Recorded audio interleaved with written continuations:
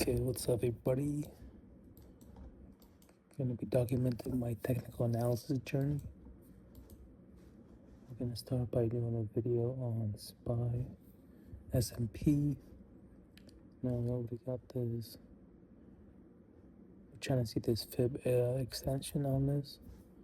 So I already got my 0.5 and my 0.61 levels marked out on the chart, and now I'm just gonna add this one just to be safe. And we'll add these two as well. So now, actually, let me do this one as well. Why not? Okay. So now we see the big picture. Let's zoom out to the 1 week. That's 5 on this uptrend from the last time it dipped. This extension has gotten us all the way up to 750, and we're just blasting through the fib extension levels. So I assume at this rate we could be going for 765 this month.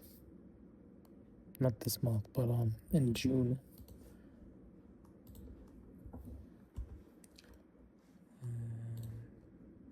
Let's see.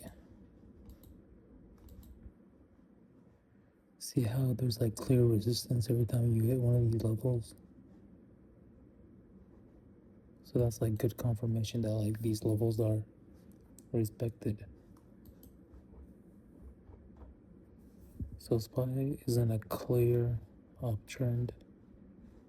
We're just making higher highs and higher lows.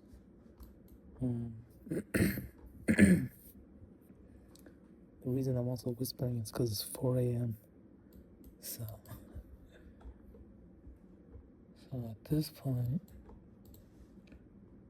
take a look at this retracement over here. So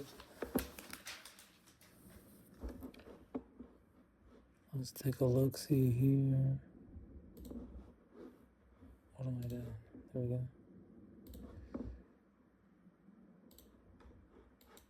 This little dip that we got here was not even like significant enough to mark on your favorite retracements. So at that point, you just follow and respect that. The 50 EMA and the 4 hour. Let's see. It's so bullish that it still hasn't reached. I've given you a dip to your 21 EMA on the daily chart. It's just bouncing. This is the biggest dip we got, a little bit underneath the 9 EMA. But you see, just everybody's just ready to buy. Nobody's wanting to give it a long enough dip. There's a lot of bullish buying pressure here.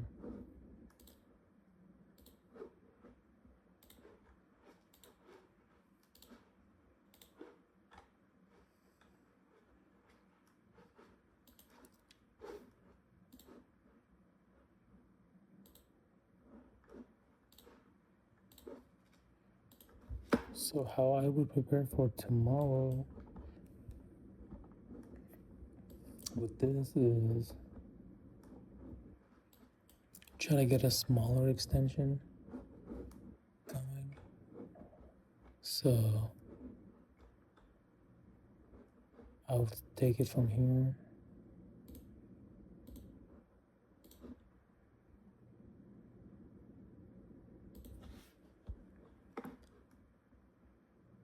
Do this.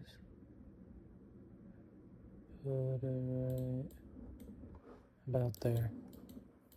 And then mark these levels. That's my 50, that's my 61, 61, and then 0.78.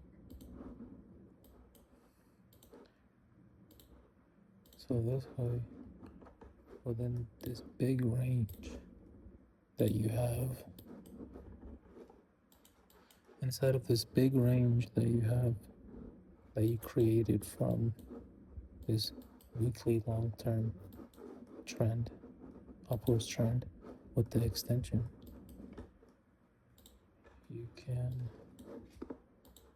fill in this gap with levels that can help you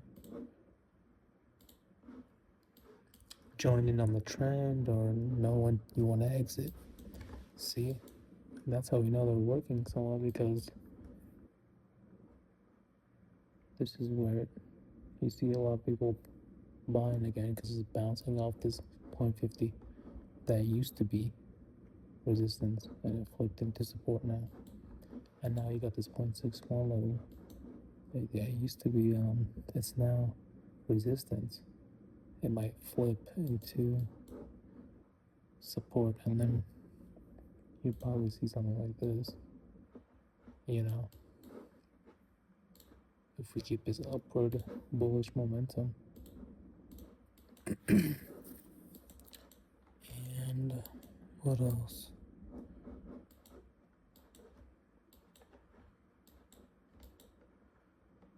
We can even do a retracement here to fill in more gaps in case we get downward, what's the word?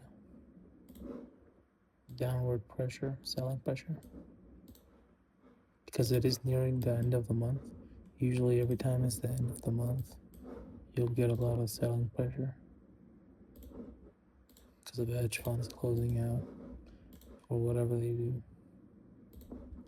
So we're just going to mark these levels.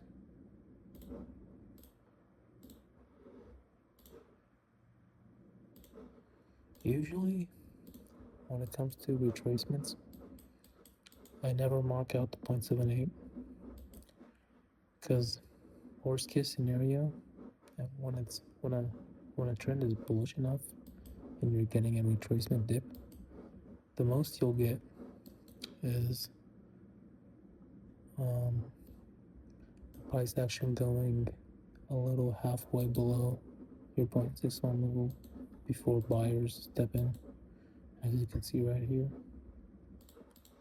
Because if you take this retracement, right, started going up, this is the 0.61, and then every time it dipped below it again, it got bought up, and then it happens again over here, and that's when you see the 0.38 level go from resistance to support, as you see this bounce off right there, and then so on and so on. And then with these fib retracement levels that you create, you're able to see how the market is reacting to them. Do they become resistance, do they become support, and then you can allow yourself to understand when you can hop down the trend. You can hop in and get out. So yeah.